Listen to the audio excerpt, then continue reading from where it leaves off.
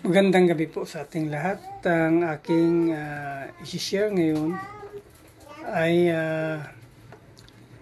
makita sa Book of Job, chapter 38, verses 1 to 6. Pagkatapos ito, sumagot ang Diyos kay Job sa pamamagitan ng malakas na bagyo. Sino kang mag-aalinlangan sa aking kaalaman? Lamang lumilitaw iyong kamangmangan. Tumay ka riyan at magpakalalaki. Tanong nyo, sagutin. Ikaw ay magsabi, nasaan ka nang likhain ko ang mundo? Kung talagang may alam ka, lahat ay sabihin mo. Sinong nagpasya tungkol sa lawak nito? Sinong sumulat? Alam mo ba ito? Sino may hawak ng mga haligi ng mundo? Sino naglagay ng mga panulukang bato? Yun lang po. Maraming salamat. God bless. Isang mapagpalang gabi po sa ating lahat. Ang ating isi-share ngayon ay makikita sa Job chapter 38 verses 7 to 12. Ito po ang sinasabi. Noong umagang iyon, ang mga bituin nag-awitan at mga nilalang sa langit ay sa tuwa nagsigawan. Sinong humaharang sa agos ng dagat? Nang mula sa kalaliman ito'y sumambulat. Tinakpan ko ang dagat ng ulap na makapal at binalutan ko ito ng kadiliman. Ang dagat ay nilagyan ko ng hangganan upang ito'y manatili sa likod ng mga harang. Sinabi kong sila'y hanggang doon na lang at huwag lalampas ang alon na naglalakihan. Job, nakalikha ka ba ng kahit isang bukang liwayway? Yun lang po. Maraming salamat. Purihin ang Panginoon sa kanyang magandang balita. God bless. Isang mapagpalang araw po sa ating lahat. Ngayong araw pong tuyak na ibabahagi mula sa Aklat ni Job, Kabanata 38, talata 13 hanggang 18. Ang daigdig ba ay ginaigawa mo ng tanglaw upang ang masamay mabulabog sa taguan? Maliwanag gaya ng tatak sa putik, ng makulayan ay tumingkad gaya ng damit. Masasamang tao ay nasisilaw sa liwanag ng araw, sa paggawa ng karahasan sila'y napipigilan. Nakapunta ka na ba sa mga bukal ng karagatan? Ang saig ng dagat ay iyong bang nalakaran? May nakapagturo na ba sa iyo sa mga pintuan na pasukan tungo sa madilim na daigdig ng mga patay? Alam mo ba kung gaano kalaki itong mundo? Sumuot ka kung alam mo. Purihin po natin ang mga lumikha sa pagkakabasa ng kanyang mga salita. Amen. Isang mapagpalang gabi po sa ating lahat. Ang akin pong babasahin ngayon ay mula sa Job chapter 38 verses 19 to 24. Saan ang daan patungo sa tahanan ng liwanag? Saan ang tahanan ng kadiliman? Madadala mo ba sila sa kanilang pinanggagalingan? Alam mo ba ang daan patungo sa kanilang tahanan? Oo nga pala, alam mo ang lahat ng ito, dahil ipinanganak ka na bago pa likhain ng mga ito, at matagal na panahon ka nang nabubuhay. Nakapunta ka na ba sa lugar na pinanggagalingan ng nyebe o ulan na yelo? Ang mga yelong ito inihahanda ko para sa panahon ng kaguluhan at digmaan. Alam mo kung saan nagmumula ang kidlat at kung saan nagmumula ang hanging silangan. Amen. God bless po.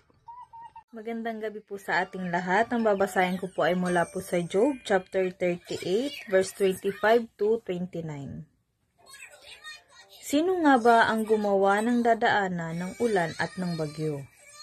Sino nga ba ay nagpapadala ng ulan sa disyerto, sa lugar na walang nakatirang tao? Sino ang nagpapadala ng ulan sa ilang upang tumubo ang mga damo? Mayroon bang ama ang ulan?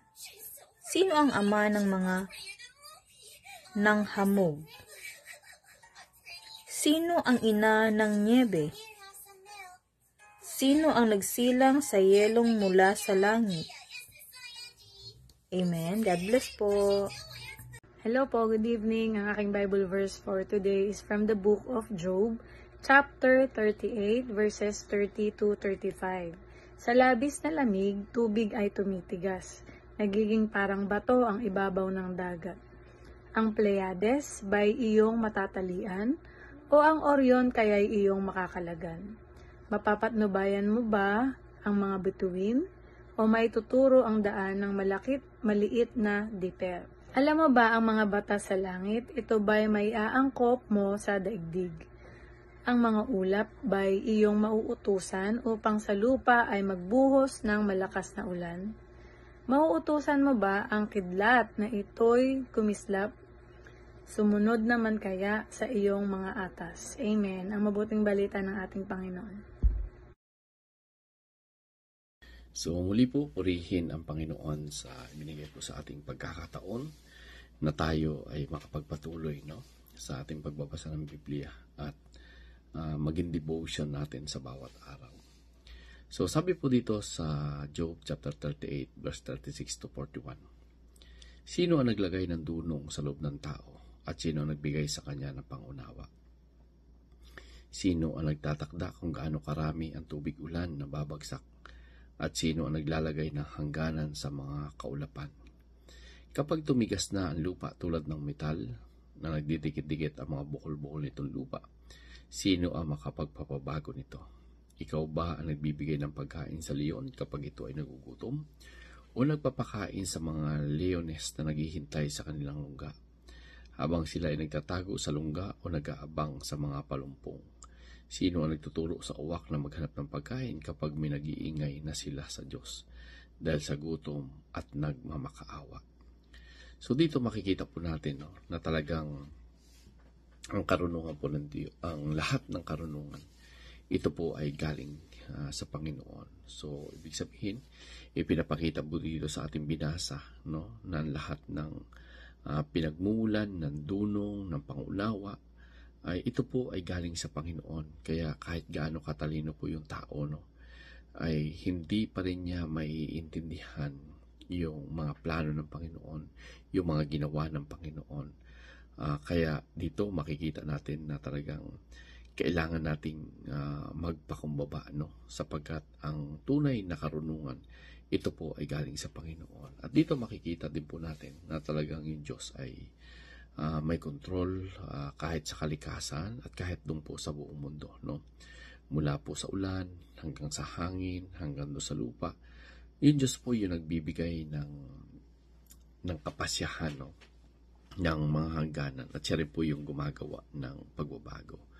So dito makikita natin na dapat natin kilalanin yung kanyang kapangyarihan at huwag po tayong matakot do sa mga bagay na uncontrol sapagkat yung Panginoon pa rin yung ating pwedeng makapitan at masandalan. So dito makikita din po natin na kahit yung mga hayop, yung mga uwak, yung mga leon, yung Lord pala yung nagpapakain at nagpapanatili na sila ay may buhay. Kaya kung kaya ang tustusan ng Panginoon yung mga hayop, ay how much more na tayo mga tao na higit niyang, kumbaga higit na tayong nilalang ng Panginoon na higit sa mga hayop.